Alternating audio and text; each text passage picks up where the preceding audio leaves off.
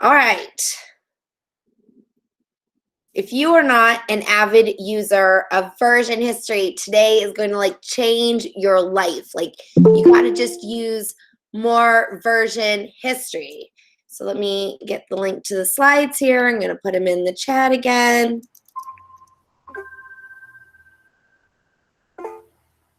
Okay, I do this. The slides, right? Now I can't see you. But things that have version history is Google Docs, Google Sheets, Google Slides, Google Drawings, and Google Sites. And correct me if I've missed any of them. I was looking through different apps and thinking to myself, I think this is it. These are the only ones with version history. The ones that do not is Jamboard, Google Slides, excuse me, that's Google Classroom, Google Keep, and Google Forms. If you can believe it, Google Forms does not have version history, which is like crazy. So when you collaborate on Google Docs, Google Sheets, Google Slides, and even Google Sites to some extent, it is stress-free. If the other person messes it up, no big deal, because you're going to reset it to a previous version. So you remember the bad old days when we used Word and you'd be typing on a Word document and every few minutes you type like 3 paragraphs or a page and you're like, okay, well, I better save, and you'd save as, and your C drive have a whole bunch of copies. We do not do that with Google Apps. Google Apps has freed us from this. So where I really got started with using Google Docs is when I used to be the secretary for the Faculty Senate. So I would take the minutes during the meeting, and then I would email the Word document to the president and the vice president. The president would email me back with all the corrections that she wanted made on the minutes, and the vice president would actually make the corrections in the document itself, where I now have 3 versions that I have to try and like get all in the same place and then resend out the new minutes, and who knows who's got the right version. It's a disaster. And so Google has saved us from that. Thank you, Google. And so what we're looking for is when you're in Google Docs, Google Sheets, Google Slides, and Google Drawings, use the File menu. And under the File menu, you see Version History. And you should use this often. So I think this is probably one of the things that you just don't really realize is how often you should do version history and name the current version. So I'm going to do this right now. I'm going to go File, Version History, and name the current version. And I'm going to name the current version Template. So before you have students or collaborators edit with you, if you name it Template, you can keep reusing the same Google Slides or the same Google Doc or the same Google Sheets over and over and over again and just reset it back to Template. I'm going to click Save. And so now I can, with like full confidence, after I name it Template, I can with full confidence share this with you. You can edit it, and I would just, it's stress-free. Collaboration is stress-free because of version history. Let me get you those slides. Kimberly. All right. So now you can also see the version history. If you haven't done this before, there are 2 ways to do it. That's going to the File menu, going to Version History in the File menu, and you choose See Version History. But there is a shortcut if you don't know this. And so let me Control-0, Control-. You see, it's very tiny now because I zoomed out. It says Help menu, and then to the right of the Help menu, it says Last edit was 16 minutes ago. Now, what you may not see from this incredible, you know what, I'm going to just take a screenshot of that. What you may not see from this is that when I hover over where it says Last edit, is that it says Open Version History. Let me set that to 0, and I am going to make a new slide and make this bigger. Now it's all grainy, but like right next to the Help menu, it says last saved, saving, last edit was. It says something like this, and it's actually a hot link to get to the version history faster. So when I click up here next to the help menu, it says open version history. It takes me right to the version history. Now, if I do it from the file menu, I go version history and I say see version history, it takes me the exact same place. There is no difference whatsoever, but now you can do it fast. Okay, so I have some more slides here. We're going to, when you're in there, I'll show you some of the things I'll go in. Just so you know that when there are large groups that are editing at the same time, there are less versions. So that means more often, especially when you're collaborating, you use version history and you say name current version. And so that you can do this often so that if you need to come back to it, like some kid deletes some other kid's slides. Well, how long since the last time that there was an edit? So what I'm able to do is I go File, Version History. I see the version history. Now notice this little triangle. Look for the triangles. It actually takes when it has a bunch of revisions, edits within a window of time. It collapses them down. And so then you see this arrow so you can see them all. So you can see what this looked like at 5:44. And I restore this version. Up in the upper left-hand corner, I choose restore this version. And this is what it looked like at 5:44 today. It is 6:08 now. And I'm going to go back to the file menu, version history. I'm going to see the version history. You remember I had template. That was my template. Except remember then I went ahead and I added that screenshot, and I probably actually like that screenshot. So where it says October 19th, 6:06 p.m., I'm going to double click so I can rename it. I can rename it in the sidebar because it automatically captures a version, even though it's file, name the version history. That's a nice idea, but it will continuously capture those versions for you. The problem is it just date stamps it. And I'm sure you've all been in the situation where you go try to look back at an old version, or maybe it's just me. It's not fun. It's not fun. It's not fun to figure out which edit you were looking for, which is why naming the version history is like amazing. So I'm going to name this updated template. And then I, up in the upper left here, restore this version. Okay, questions. So far, so good. What do you got? So, all right, cool. Thanks, Santa. Okay, so as you're working with people, you're going to use file, you're going to go to version history and name the current version, especially after you make any significant edit. Just describe what the edit was that you made, right? I restored from previous version. Just did that. And as I described for you, just why Google Docs, Google Sheets, Google Slides is so great is because it saves me from having multiple versions. I do not want multiple copies in my Google Drive with the same name. Making copies is old school thinking. We don't make copies anymore. I've been using the same syllabus for 10 years. I kid you not, you guys. I kid you not. All I'm going to do, let's say I have a Google Doc. Docs. And I'm going to create a blank Google Doc. So let's call this Syllabus 2017. Nice again. 2017. And I've got Syllabus 2017.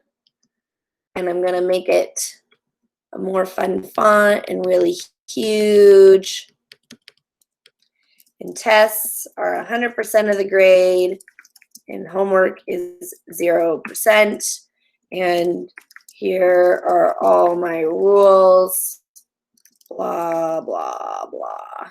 And I'm going to make this a heading, all right? So I'm ready to give this syllabus out to my students. I'm going to go File, Version History. I'm going to name the current version, Syllabus 2017. Okay, so then next year, I do not make a copy. I simply rename this to syllabus 2018. I do 2018, and now I've decided that I'm going to ease up, change up my grading policies, and I have probably a lot more rules now. And then I go File, Version History. I name the current version, syllabus 2018. And of course, at the end of 2018, I need to rename. I just go in and I rename it. I like to add a Bitmoji on this one. Bitmoji. And I just keep updating my syllabus. Now I'll just 60/40. I'll have even more rules. Rules and rules. I'm going to file version history, name the current version, syllabus 2019. So when I go up to the file version history and I see the current version, I can see all of my syllabi in one place. So when I go to Google Drive and I type in syllabus, 10 years of syllabi don't come up. One. I have one. One syllabus comes up. When I add my Google document syllabus to an assignment in Google Classroom, the worst thing ever is to, you know, that little checkbox that lets you make a copy of attachments? Ugh, I hate that checkbox. Like, I hate it. And I hate it for so many reasons. And one of my major reasons for hating that checkbox is because if I make an edit on my Google Doc, I want all my classes to get the edit. There is a typo, for sure. There is a typo. And so making copies just kind of like makes a giant mess. Your Google Drive is full of files with the same name. Now I have one file that says syllabus, and I've got it for 2017, 2018, 2019, and, you know, however long I'm doing syllabi for. Now, if I'm doing college, sometimes a kid decides that a former college student who has graduated from college and now has a job and has decided that they're going to go get their master's degree, and they have to submit their transcripts, and sometimes that means they have to include what did the syllabus cover in that class. No problem. I'm going to go File, Version History. I'm going to see the version history. So I had this kid 3 years ago, right? So here's syllabus 2017. Did you know you can hover on these 3 dots and make a copy? So I'm going to make a copy. So this is syllabus 2017. So if I do need a copy because I need to give this to some kid from 3 years ago, do you know how often I need to do that? Close to never. Close to never do I need to make a copy of an old version. But in the instance that you need it, great. Here you go. So that again is I go File, I go back to version history, I see the version history, I find the version, and I can make a copy, which is all the more reason that you're going to name your versions. Okay. Now, I'm going to be, so I had slides for that already. If you need a copy, do the 3 dots to make a copy. So we're going to be bold. We're going to give edit access. So I'm going to click on the share button. I'm going to change it to anyone with the link, from anyone from restricted to anyone at my school to anyone at the link. And I'm going to say editor. Now, before you give the link to your students that you do this, why don't you do File Version History? I'm going to name it Template Monday First Period, just in case, just in case. Why not? I like to use File Version History, name this version. And so here it is. Here's the link to my slides. And if you would please do your worst. Please delete my slides. Don't draw a penis. I know if you were 15 you would, but for these purposes, maybe not. I'm just making jokes. Kids do that though, right? Delete them, change the theme, put your Bitmoji on there.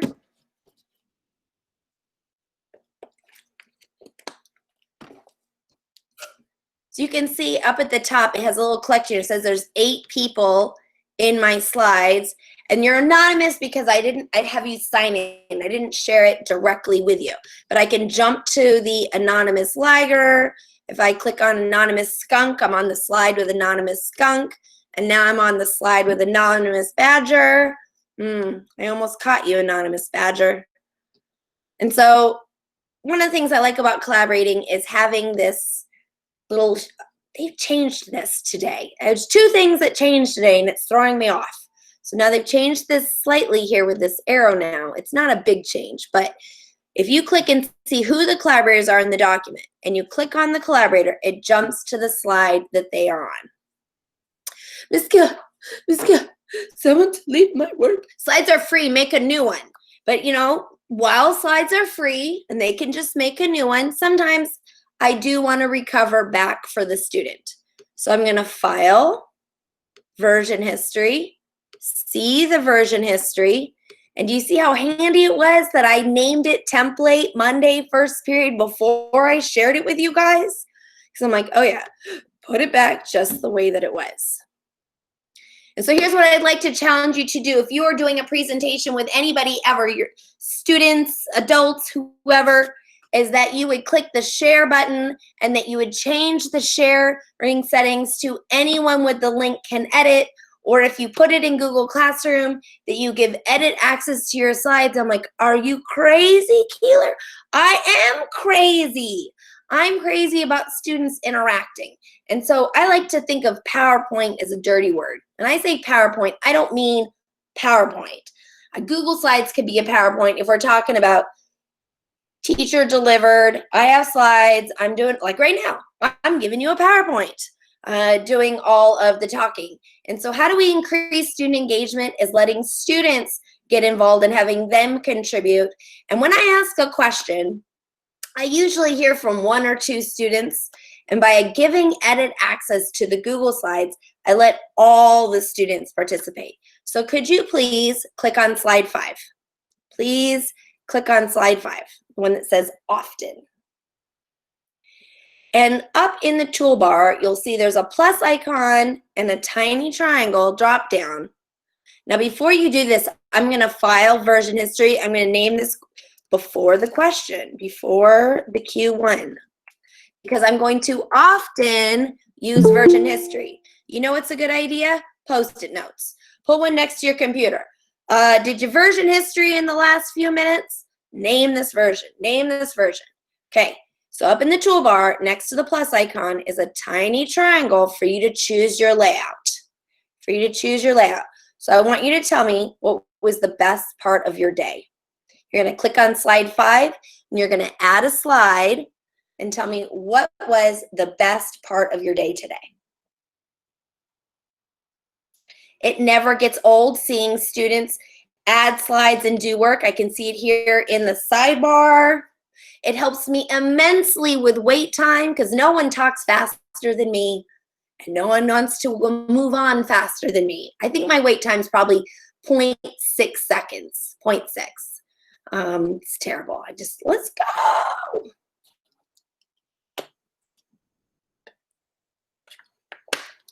So when I invite students to edit my slides and I ask a question, and instead of asking them to necessarily answer in the chat or to answer verbally either in person or through the video, I ask them to add a slide.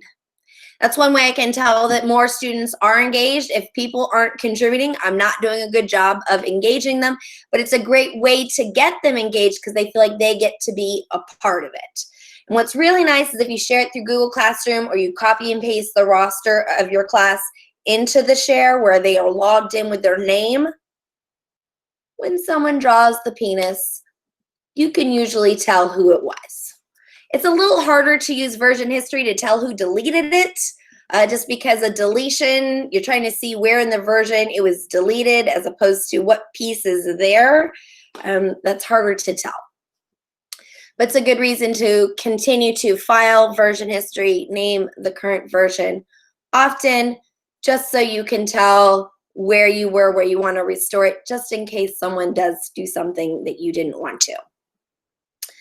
All right, the best part of my day, I'm going to click present, return. Ooh, That would be a good part of your day. I have like a total weakness for French fries. Nice. Breakfast at the inside? What? It's a good day. It's a good day. The third grader I'm working with read a sentence with expression and fluency. That is a giant step. My son, he's a second grader, and he struggles with reading, and he's been doing a reading tutor, and I will definitely be super excited with you because he's now reading second grade words. Like, yes, yes. Yeah, it was your morning coffee. Me too. Here we go. Now you'll notice that it wasn't yellow when I was presenting the slides. So when you do go to present mode, if the students continue to edit and add things as you are presenting, you don't see the edits unless you refresh or if you exit and re-present. Okay, so now my choices is I can now say, okay, can you please click on slide 13, click on slide 13, and click on the tiny triangle and add a slide where you tell me, when has version history saved your bacon, or has it? And so I can just keep going. So before I do that, I'm going to file version history, name the current version, Q2, so question 2. On slide 13, add a slide. Have you ever used version history to save your bacon? Has there ever been a time you can say yes or no, or you can give a little anecdote, or you can just drop a Bitmoji or whatever. I see the sun is hitting just the right spot right now. This is why I love using Google Slides. Like, students just feel they should be more, ooh, a blobfish. What the heck is that? Students just feel that they should be more creative. Thanks, Anonymous Blobfish, for changing the slide background. It's just more fun. I have more fun with my students. If you want to know how to tie-dye the slides, you and your students will be out of control. You right-click and change the background. And then when you choose the color, you go to Custom. And that lets you change the color. But if you're on Gradient and you go to Custom, Gradient. I'm going to pick a gradient and go to Custom. You can add colors, add. So you can tie-dye. You can do it from the top left. You can do it left to right, linear. And so you can make your slides a lot more fun if you right-click, change the background, choose gradient, and customize the gradient. Alice. Yes. When you name the version history, like say if it's period 1 Google slide and then you have period 2 coming in, does that period 1 Google slide save in Google Drive? It saves in the version history. And so that's kind of the beauty of it. I was definitely going to cover this. Thanks for bringing it up. I'll use the same Google Slides forever. I do not make copies. So it's important that I name it template, something that I forget to do often and I always regret. So I name it template. I do my activity with first period and I invite them to participate in my slides. At the end of first period, I rename it P1 OCT 20, like October 2020. And then I restore it back to the template. And then period 2 comes in, they have a fresh version of the slides. And then we do the activity together where they interact with me on the same Google Slides. And at the end, I rename it, file name. I don't rename it. I name the version history. File, version history. I name the current version. Period 2, OCT 2020, right? So then, go ahead. What if the teacher wants a copy of her student's work? Well, see, there's the thing is when I go to the version history, yeah, I can pull it up. Like there's first period. So now it's tomorrow. I go to the version history. I pull up first period's participation if we want to keep talking about it. Yeah. I don't need to make copies. Yeah. Why do I copy? I can just look at it. I use the version history as if it's a different document. So I can restore the version back to what it looked like for first period. And then I go to the version history and I see the version history and I restore it to what it looked like second period, so on and so forth. So I can bring it up 2-3 days later, next week, whatever, if I want to, like, hey, let's go back and look at that thing we did together. I've got them all and I can switch it. So the reason why you might want to have individual copies per period is if you're going to, put them on your website, is this is what first period did, this is what second period did. Sometimes I do stuff like that, but more often than not, it's in the moment. Like, we're doing it in class. I actually only need one version of them to post.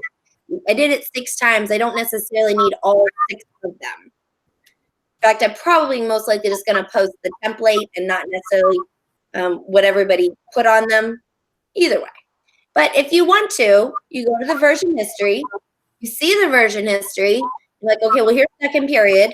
So you do the 3 dots. You can make a copy. If it does come up, you're like, dang it, this would have been better if it was separate. No problem. Just do the 3 dots, make a copy, pulls out a separate file, puts that into Google Drive if you need it. I would probably argue you rarely need it. Well, sometimes teachers want to look at the slides that we did in the library to grade them. Okay, so because you're the librarian and you're working with different teachers, then that makes sense. So if they have edit access to them, they could certainly go back and look at them, but they probably want their own. So in that case, at the end of the day, you can make a copy and share that one with them. And why would you want to do that instead of just making separate files in the first place? I'm going to tell you. You being the librarian, you don't want to open up 50 copies. You don't want to. You've got 50 teachers, but you would like to see how everyone participated all in one place. So if you always use your original when you're working with students, then you have, I would version history, Keeler's class, and, put the date on it. Marsha's class, put the date on it. And at the end of the day, because you've been version history, naming the current version, you make a copy of Marsha's, send it to Marsha. If they want it, yeah. If they want it. Thank you. Otherwise, half the teachers didn't want it, right? They're like, almost don't want it. Kristen, for doing this lovely activity that you do, and I have my own stuff that I'm feeling overwhelmed with. I don't need more. That's legit. That's not a dig at all, because I tell you, I wouldn't want it.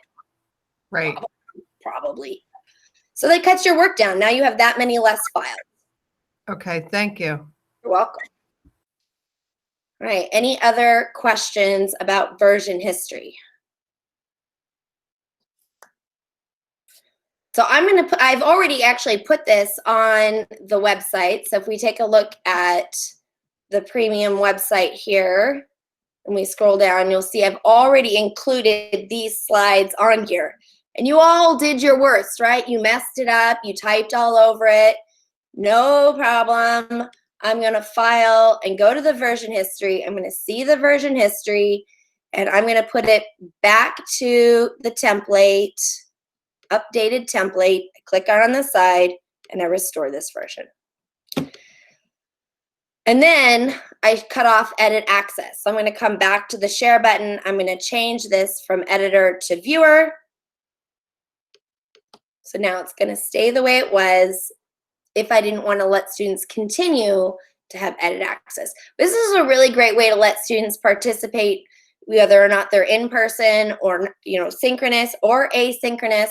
I have the students all contribute on there. If you've taken any of my online workshops, you notice I often have one Google Slides that say add a slide, share an idea, comment on somebody else's. Well, you guys, I give the same workshop over and over again, and I just use the version history to restore it back so I can reuse it for the next time I do the workshop. Okay. It's not an hour. I didn't think it would be an hour. I always just schedule them just in case, because sometimes I surprise myself and I can talk for an hour. Yes, it is dinner time. Bye, Marcia. Anyone else have any questions, comments, concerns? Kristen, those were some great questions. I'm trying to think how I could use this to document a child's activities within, like on a math problem or in a writing process, or. Sure. Well, as you may know, is one of the things that I do is I add feedback slides. So if a student's using Google Slides, I'll add my own slide. I change my background to purple. So this is where I can leave feedback. And you know me. No slide goes without a Bitmoji.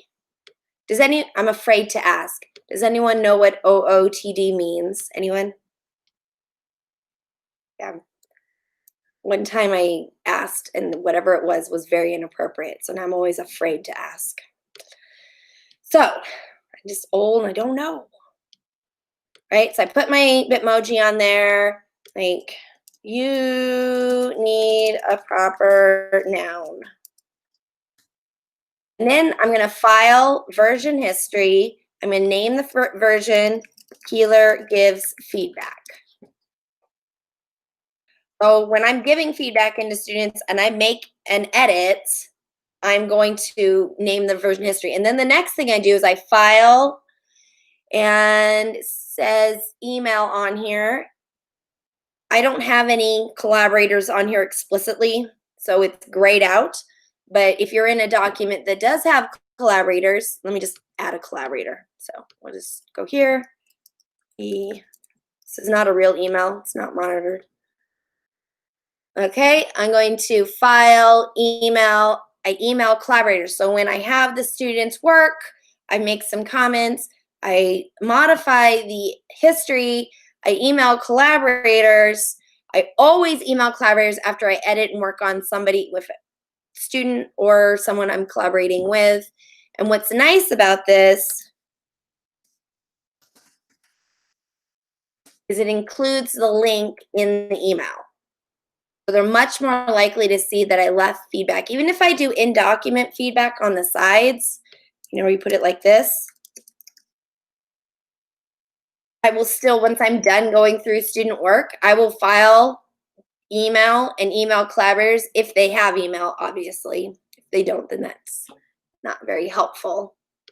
But I am documenting along. So if I have to have a meeting or something, we'll be able to see in the sidebar when I was in there giving feedback. Yeah, it shows my name, but it's, I like to be a little bit more specific. Like I requested that they do something.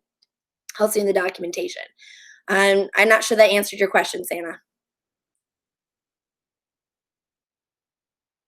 That's good. That gives me an idea where to go.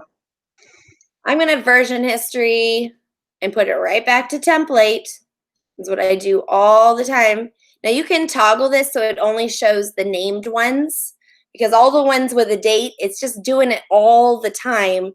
Look at all the ones here. You can see your October 19th, October 19th, October 19th, October 19th.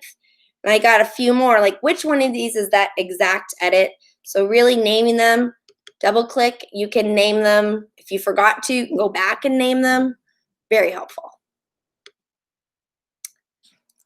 Wait, I didn't set it back. It talks about it. Updated template and restore this version. It is slightly different in sites. The version history in a Google site, 3 dots. Yes, the version history is under the 3 dots next to the publish button. And it's just not one in forms, which is awful. Like, we all need one. I don't get it. I can't explain it. And I don't know anybody to complain to. I used to know people on the forums team. I just don't anymore. Any other questions? Collaborate often, share with others, file version history, name this version, share with confidence that they're not going to mess it up, because you can always roll it back. Okay, my friends, that's all I got. I'm going to go ahead and stop the recording.